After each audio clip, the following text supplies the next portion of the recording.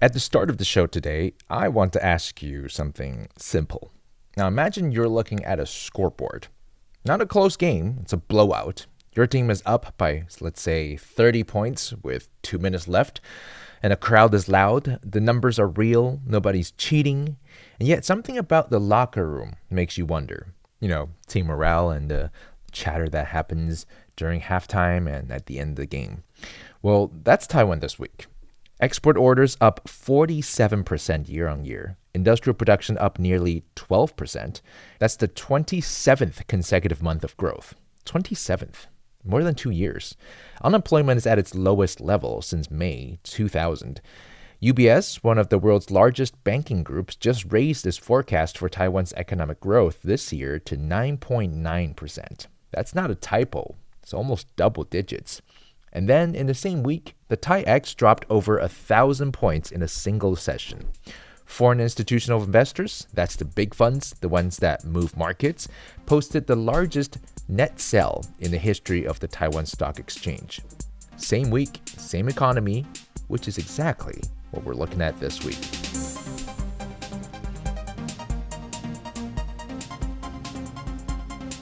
Hi, you're listening to Beyond the Reefs, a show produced by Radio Taiwan International. Here we talk about socioeconomic issues that are faced by Taiwan and their broader impact around the world beyond the reefs of this island nation. Taiwan's central bank raised its outlook for annual GDP growth to 9.45%, but says it will monitor interest rates. The bank had earlier predicted annual growth of 7.25% in March, and they say that if that number continues to go up, interest rate hikes might be coming later this year. Taiwan now has the world's fourth largest stock market by market capitalization, and that's according to the Taiwan Stock Exchange Corporation itself and financial data platform Market Cap Watch. The main stock index, the Taiex, has been growing fast amid the global AI boom.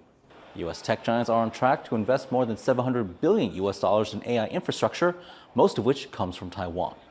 The Taiex hit a record by surpassing 48,000 points earlier this week. A new survey shows Taiwanese public confidence in the economy is high in several key areas. This survey comes from Cathay Financial Holdings. It shows that Taiwanese are especially optimistic about wage expectations and making large purchases, also investing in the stock market. This upbeat sentiment is driven by the global AI boom, which is fueling strong economic growth in Taiwan. Financial group UBS has raised its GDP growth forecast for Taiwan to 9.9%, while both UBS and HSBC have recently expressed a positive outlook for the economy this year. Taiwan's benchmark stock index continued to boom and break records on Tuesday. The Taiex surged past 48,000 points shortly after opening, but closed down 1.34%. The rally followed gains in the Philadelphia Semiconductor Index, which tracks the sector's 30 largest companies. Market heavyweights including TSMC, MediaTek, and ASE spearheaded advances in early trading. Taiwan's benchmark stock index plunged on Wednesday. The Taiex shed gains from early this week, ending down 2.24%. This follows a sharp loss in the Philadelphia Semiconductor Index, which tracks the sector's 30 largest companies. Market heavyweight TSMC shares dropped amid investor worries about the prospects of continued AI momentum and a more hawkish U.S. rate outlook. Taiwan's financial regulators are stepping up monitoring amid the recent stock rally. The Financial Supervisory Commission, or FSC, is tightening oversight of bank lending as recent stock gains fuel concerns over rising leverage. Regulators are watching borrowing channels for signs of excessive debt taking. This includes mortgage top-ups, housing-backed loans, personal loans, and margin financing. The FSC says it may conduct inspections if credit risks increase. Now, before we get to the meat of the show this week, here's what's been happening in Taiwan. Last week, we talked about Taiwan's record-breaking numbers. Seems like it's happening again. The Taiex hitting 45,000, then 46,000 points. GDP forecast at historic highs, and the question of whether Taiwan's best week on paper might have coincided with a quieter shift in its security environment. We've been tracking that tension on the show for a while now. And this week, the economy keeps delivering. The Taiwan Institute of Economic Research reported that business sentiment rose across all three major sectors in May: manufacturing, services, and construction. with services hitting its highest reading since April 2021. Industrial production hit a fresh all-time high. Export orders in May came in at $89.5 billion, the second highest monthly figure on record, with the U.S. alone placing orders worth $36.4 billion, also a new monthly record. But the market told a different story. The Taiex fell over 1,000 points on Wednesday, and by Friday, the sell-off had spread across Asia. South Korea's Kospi briefly triggered a circuit breaker, a mechanism that automatically pauses trading when a market drops too fast and too far, plunging close to 10% before partially recovering. Japan's Nikkei shed more than 4%. The question isn't whether the fundamentals are real. They are. The question is, what's sitting underneath them? So let's start with what the numbers actually say. Taiwan's export orders in May hit $89.5 billion. And for context, that's close to $100 billion in a single month, from a country with a population of about 23 million people. The United States alone ordered $36.4 billion worth of Taiwanese goods, driven almost entirely by demand for AI servers and high-speed networking equipment. That's a 64% jump from a year ago. Industrial production rose 11.8% year-on-year in May, reaching a fresh all-time high.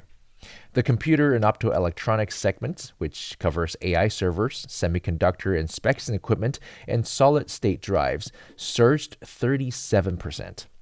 We've been talking about this pattern on the show before. Taiwan is the factory floor for the global AI build-out.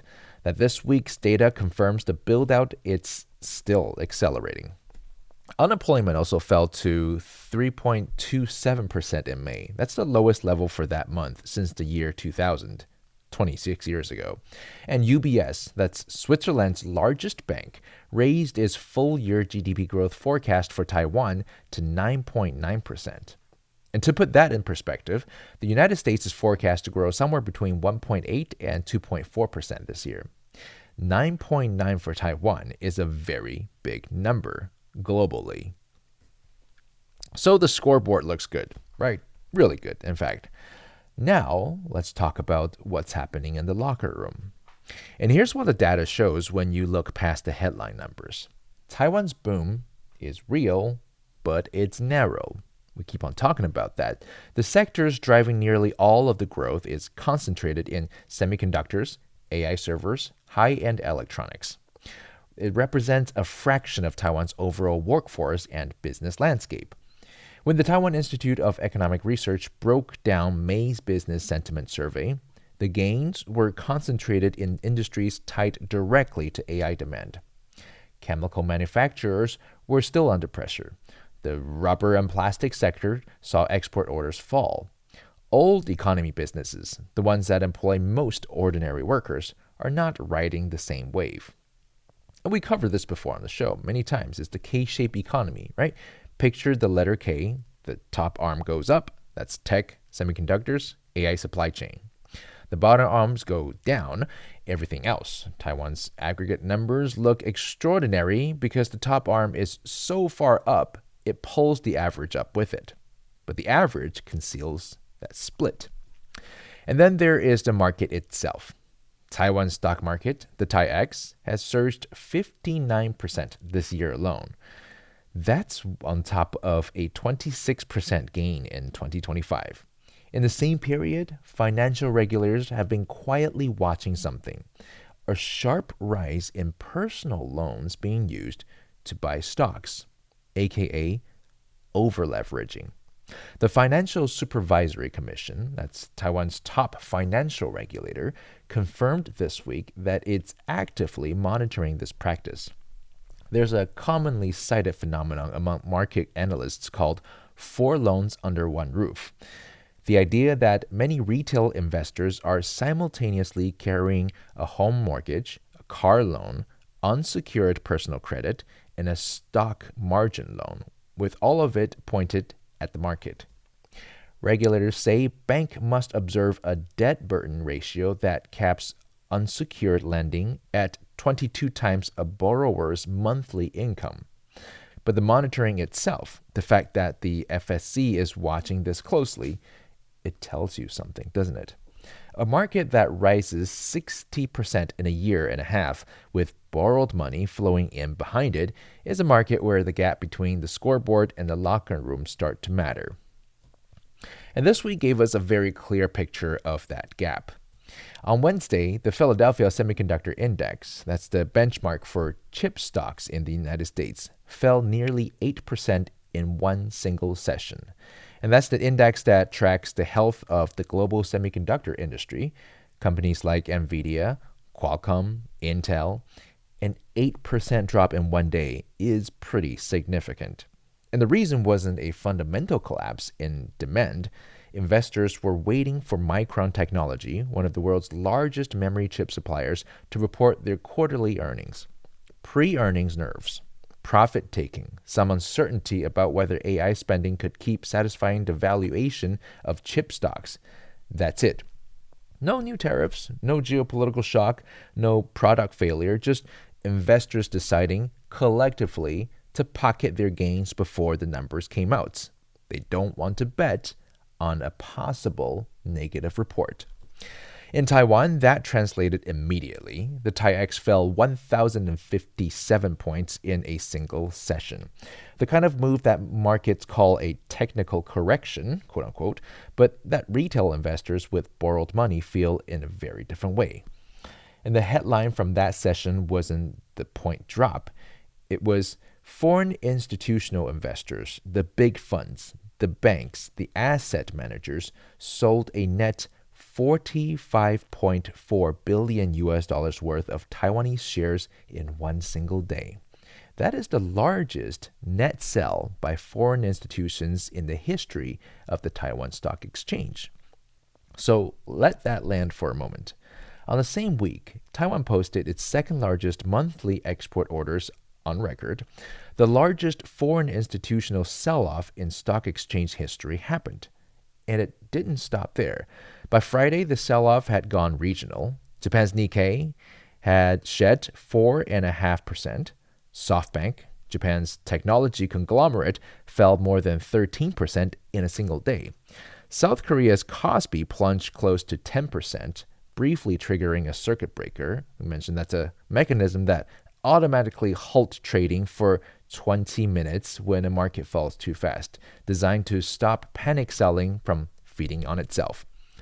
Samsung and SK Hynix, the two memory chip giants that together make up nearly half of the Korea's market total value, each fell more than 10%.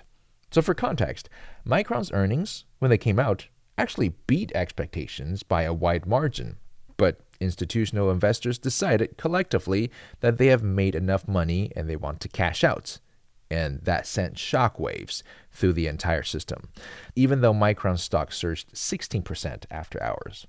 The fundamentals were fine. The sell-off wasn't about the fundamentals, though. And here's the part that makes this difficult to navigate. Taiwan's regulators can monitor personal loan activity. They can enforce debt burden ratios. What they cannot do is cool a market running on borrowed money without also cooling the economy underneath it.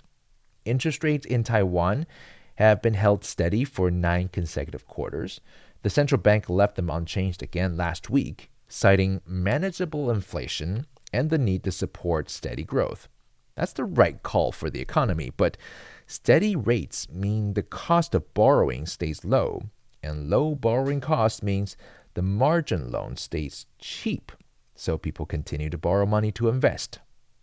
Internationally, the same forces that are driving Taiwan's export boom are also creating new pressure on the system. Apple this week announced price increases on its Mac and iPad product lines, citing higher component costs, including semiconductors. That's Taiwan's export showing up as consumer inflation in the United States. The same chips Taiwan is selling at record prices are now making iPhones more expensive for, I guess, not just American consumers, for consumers around the world, whose personal savings rate, that's the share of income Americans don't spend, has fallen to 3%. That's close to a 20-year low. There's a version of this dynamic that works out fine. AI demand stays strong, Taiwan keeps shipping, the end customer absorbs the cost. There's another version where the end customer starts to pulling back, and orders slow before the market has priced that in. The symbiotic relationship between Taiwan's supply chain and American AI spending cuts both ways. Taiwan needs the orders. The U.S. tech sector needs the chips. But a symbiotic relationship means both parties are exposed to the same risk. What we saw this week in markets, the AI volatility, the profit taking, the regional contagion, is also worth watching as a signal.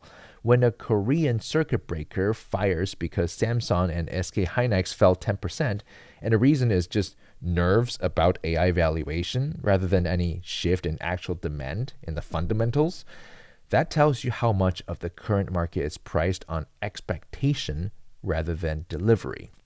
The entire system is trading on leverage, and people who trade on leverage get more nervous. Taiwan's fundamentals are strong, but Taiwan sits inside a market that is increasingly running on anticipation alone. So what is this week actually about? Well, it's not about Taiwan's economy being weak. It's not. The export data, the production number, the employment figures, those are real. The AI investment cycle is also real. The orders are there. What this week surfaced is a structural question that the good numbers can't answer on their own. How much of the money flowing through Taiwan's market right now is backed by durable conviction, and how much it is just borrowed confidence? People borrowing money are eventually going to want to cash out, and they don't really care about how well a company or a whole industry does on the long run. So the largest foreign institutional net sell in stock exchange in history happened on a week when Taiwan's economic data was actually exceptional. That's not contradiction, it's information for us. Big institutional money operates on a different clock than the underlying economy. It moves on signals, on sentiments, on what the next quarter looks like relative to what's already priced in. And when those signals get noisy, as they did this week across Asia, they move fast.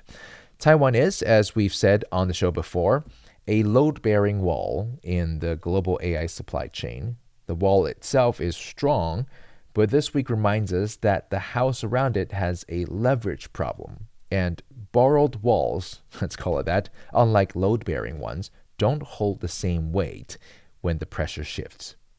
The global stakes here go beyond Taiwan. When South Korea's market circuit breakers and Japan shed 4% in a day because of pre-earning nerves about one U.S. memory chip company, that's a sign of how tightly the entire Asia-Pacific technology ecosystem is wired to a single growth narrative. Taiwan is the most critical node in that network, which means when the network shakes, even for a day, even for technical reasons, Taiwan and the rest of Asia feels the pain. So here's where we land this week. Taiwan's economy is continue doing something genuinely rare, posting near double-digit growth while most of the developed world is struggling to stay above 2%. And yet the market that sits on top of that economy is carrying a lot of borrowed weight. And I'm guessing all around the world, everyone is borrowing at a higher rate. Everyone is borrowing a lot of money to invest. Does strong fundamentals insulate a market built on leverage? We don't know. I mean, fundamentals can only do so much. When people speculate a company's worth or a whole industry's valuation too much, I don't want to use the B word, but people have been calling a bubble for quite some time. And honestly, that might be the most important question this week to keep coming back to. Taiwan is a load-bearing wall. A wall doesn't make a house, though. Combined with a solid foundation, that's how it becomes a sturdy home. Right now, that wall is holding, yes, but the question is what the foundation is made of. And if it ever starts to crack for real, well, this show will tell you all about it.